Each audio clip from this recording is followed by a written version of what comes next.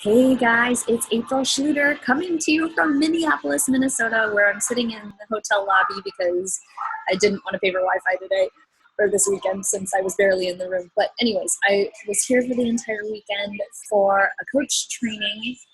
I acted as a volunteer, and this is the same program that I went through in my journey of becoming a coach, and just kind of reflecting and seeing how far I've come since I was in the seats of all the students this weekend. It's just been amazing to see how much I've grown and how much I've changed. But anyways, that's not what I'm talking about today.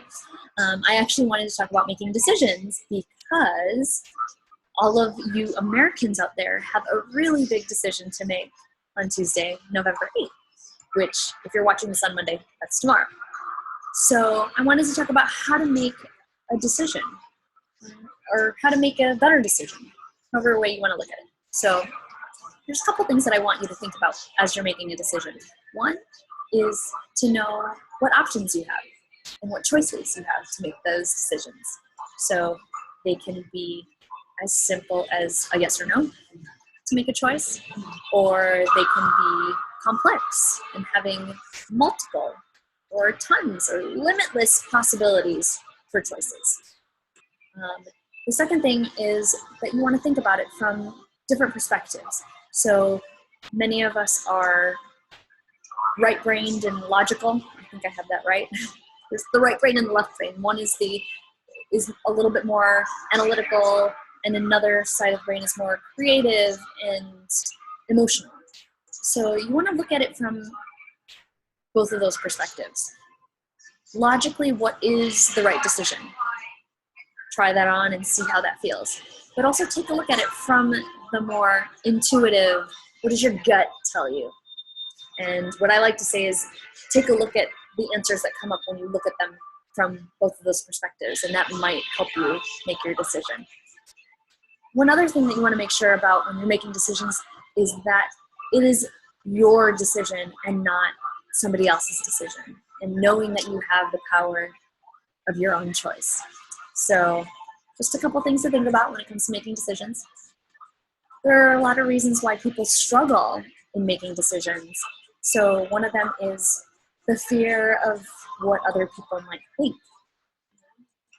How might they judge me if I choose this decision? So it's absolutely natural to know that sometimes you might struggle because of that fear of how people might label you because of the decisions you make. There's also just the lack of confidence in the choice that you make. What if I make the wrong choice? So it's absolutely natural, again, to have that fear about what happens if you make the wrong choice, or what if it's not the best choice, or what if you're missing out on something because of the choice that you choose to make. So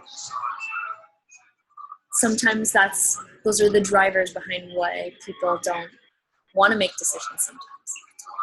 And when it comes to the election, I will tell you that I was very not sure about who I wanted to vote for. So I wanted to share a couple things for those of you who are maybe still struggling or just want to, get some validation around the decisions that you're about to make if you haven't voted yet. But so here's what I did. I don't necessarily identify with either party, and I wasn't really sure what I believed and who I was most aligned with. There was this website that was brought to my attention. It's isidewith.com, where they ask you a bunch of questions about what your beliefs are, and the data comes back and shows how in alignment you are with each of the candidates and what they believe. So that was a really great tool to understand where I was without having to look at the candidates and just understanding the issues. I was open to listening to other people's viewpoints, while knowing that that I didn't need to follow their viewpoints, but just to take in that other information about the perspectives that other people see that would help me make my decision. And I watched the debates. I allowed myself to see the positive and the negative, or the more negative ads that were out there, and just letting the candidates tell me why they felt they were the best fit for our country. So knowing that, who are you going to vote for? I'm not going to tell you who I'm going to vote for, but I know who I'm going to vote for, and I'm going to definitely vote on the 8th.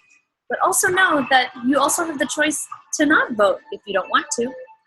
I know there are people out there that are saying you have to exercise your voice. But I also want to challenge that and say that you might choose to not share. And as long as you feel good about that, then that's all that matters. So what are you going to choose? Are you going to vote? Who are you going to vote for? And I will leave you with that. Hope that was helpful. I would love to hear if anything came up for you as I shared this message today. And I'm going to get ready and go to bed because I got to get up for an early flight tomorrow morning. So have an absolutely fantastic week, and I will check in with you next Monday. Take care. Bye.